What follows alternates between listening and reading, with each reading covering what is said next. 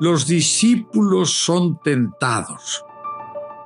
Tras declarar el primado de Pedro, comenzó Jesús a manifestar a sus discípulos que él debía ir a Jerusalén y padecer mucho de parte de los ancianos, de los príncipes, de los sacerdotes y de los escribas, y ser muerto y resucitar el tercer día. Jesús acaba de hacer una declaración profética que rompe los esquemas de los 12 de un triunfo fácil. La grandeza de los milagros, la brillantez de la doctrina, la santidad de vida no han sido suficientes para derribar el muro del pecado en los corazones de muchos. Y la consecuencia es una cierta resistencia a creer en Jesús. Es más, en el inicio del último año de vida pública, se intuye que la lucha va a ser total y sin cuartel. El anuncio de las persecuciones debió desconcertar a todos. Quizá pasó más desapercibido el anuncio de la muerte y de la resurrección ante tal revelación. A partir de ahora, no proyectan extender el apostolado a nuevas gentes, aunque lo sigan haciendo. Se trata de una lucha con el pecado mismo, y la victoria solo se producirá con una muerte que sea un sacrificio. El amor debe triunfar sobre el pecado en el modo extremo. Las declaraciones se van a suceder a partir de entonces. Si las palabras del discurso del pan de vida eran duras para muchos oídos, éstas lo han sido mucho más. Así se entiende la reacción de Pedro, que tomándolo aparte, se puso a reprenderle diciendo: lejos de ti, Señor, de ningún modo te ocurrirá eso. La piedra firme pasa a ser piedra de escándalo por su poca fe. Y Jesús lo corrige con fortaleza y energía, con palabras similares a aquellas con las que apartó la tentación satánica en el desierto. ¿Qué ha sucedido? ¿Ha sido revocada la elección de Pedro como roca sobre la que se va a construir la iglesia? No, indudablemente. Pedro será roca, pero Pedro será también piedra de escándalo. Su debilidad personal es tan evidente que cabe dudar de su capacidad para realizar la misión. Será capaz por la gracia de Dios, no por sus cualidades personales, sino por un especial don de Dios. Son importantes las palabras con que Jesús le corrige, pero él, volviéndose, dijo a Pedro: apártate de mí, Satán, eres escándalo para mí, pues no sientes las cosas de Dios, sino las de los hombres. 146. Sabemos que Jesús llama a Satán al príncipe de los demonios, al más importante. Es comprensible que corra a su cargo la tentación al que ha sido elegido para ser la roca sobre la que se levante la iglesia y sobre la cual las puertas del infierno no prevalecerán. En esta ocasión no prevalecen porque Jesús protege a Simón Pedro de su falta de visión sobrenatural y juzgar las cosas solo como suelen hacer los hombres por tener poca fe. La respuesta del Señor evoca aquella otra, la tercera tentación diabólica en el desierto, cuando al ofrecerle Satán el dominio del mundo responde Jesús: apártate, Satán. Parece casi increíble el paralelismo entre la energía con que Jesús rechaza a Satanás y aquella con la que corrige a Pedro. El diablo proponía a Jesús un reino humano en lugar del reino espiritual para permanecer él mismo como príncipe de este mundo y tener encadenados a los hombres en su reino de mentira. Pedro, sin darse cuenta, propone a Jesús algo similar: que no sufra. De esa manera, el sacrificio querido por la Trinidad desaparecería. Las consecuencias en ambos casos son iguales: apartar a Cristo de su misión y del cumplimiento de la voluntad del Padre. Jesús rechaza con energía ambas tentaciones. No se sabe si fue más intensa la tentación a Judas Iscariote, pero lo cierto es que éste cede y traiciona a Jesús. El papel del demonio es decisivo. Judas Iscariote murmura abiertamente contra María en su unción a Jesús, y el Señor tiene que corregirle en público con energía y suavidad al tiempo. Los comienzos de Judas Iscariote debieron ser buenos, al menos en la intención, pero al cabo de un tiempo, cuando Jesús rechaza ser rey político, hizo una fuerte declaración sobre Judas. No os he elegido yo a los 12, sin embargo, uno de vosotros es un diablo. Hablaba de Judas, hijo de Simón Iscariote, pues este, aun siendo uno de los 12, era el que le iba a entregar. 47. Se puede entender el término diablo como el que atraviesa en la misión de Jesús, pero los evangelistas nunca utilizan este sentido, sino el de ángel pervertido y tentador.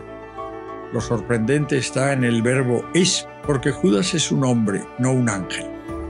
Sin embargo, la posesión diabólica, sin ser una encarnación del diablo en un hombre, se apodera de su cuerpo y de las potencias del hombre en grados diversos y de maneras variadas. Ante los otros, nada cambia en Judas, salvo su mal comportamiento externo. Pero Jesús ve dentro y sabe que ha cedido a la tentación diabólica, que quizá está relacionada con las 3 tentaciones del desierto: sensualidad, éxito y poder mundano. Para entender mejor estas palabras y la tensión de la situación, conviene ver las declaraciones directamente anteriores de Jesús, pues antes de que muchos de sus pretendidos discípulos, probablemente los mismos que querían hacerle rey, se marchasen, dice: el Espíritu es el que da la vida, la carne de nada sirve. Las palabras que yo os he hablado son espíritu y vida. Sin embargo, hay algunos de vosotros que no creen. En efecto, Jesús sabía desde el principio quiénes eran los que no creían y quién era el que le iba a entregar. Luego, la situación de Judas como un diablo y la falta de fe están directamente relacionadas. ¿Cómo se produjo la tentación de Judas para que se pueda decir que es un diablo? Pues introduciéndose por alguna grieta de su voluntad y conduciéndole a la falta de fe y a la traición. Las cosas debieron producirse poco a poco según la astucia de un ser inteligente y maligno sabedor de que asusta si muestra a la primera su rostro, mientras que cuando está dentro del alma produce la caída del tentado. El proceso pudo ser el siguiente. Judas sigue al maestro atraído por su fama. Al principio se entusiasma, pero su fe primera está llena de las ideas mundanas sobre el Mesías Rey. No es impensable que se viese a sí mismo como uno de los principales dignatarios del nuevo rey del Israel, del hijo de David. Ciertamente tiene verdadera vocación, pues Jesús le llamó en el monte, pero no tiene una intención clara.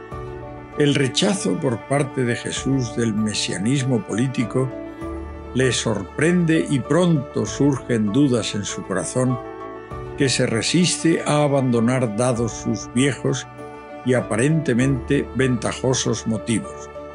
Un segundo paso sería la vida que llevaban. Muchas veces no tenían dónde reclinar la cabeza. En otras ocasiones les faltaba lo necesario para comer y desde luego estaba ausente cualquier tipo de lujo. La vida era grata, pero dura. Por otra parte, Jesús no le parece hábil y político para granjearse las simpatías de los poderosos. Es más, les dice sin ningún tapujo sus pecados y se convierten en enemigos suyos los que no quieren rectificar. Los mismos hombres importantes que parecían discípulos suyos, como Nicodemo, permanecen ocultos cuando comienza a desatarse la persecución. El hecho que debió desencadenar la falta de fe en Judas debió ser la negativa de Jesús a dejarse coronar rey. Desde entonces muchos discípulos se echaron atrás y ya no andaban con él. El desánimo y la dureza de corazón para creer y confiar en Jesús debieron desmoronar a Judas, que dejó que entrara la duda primero y después la falta de fe en Jesús como Cristo. Hay otra cuestión de no menor calibre. No es fácil convivir con la santidad cuando se vive en la mediocridad o en el pecado. El mediocre experimenta un rechazo grande ante el santo, le repugna y puede odiarle con envidia reprimida, más o menos. Jesús le ama, pero ese mismo amor también le produce rechazo, por no saber ni poder estar a la altura. Su mala vida no se convierte en contacto con el santo, sino que le rechaza con un espíritu crítico, negativo y resentido. Luego vendrá la crítica amarga y el mal ambiente con los demás.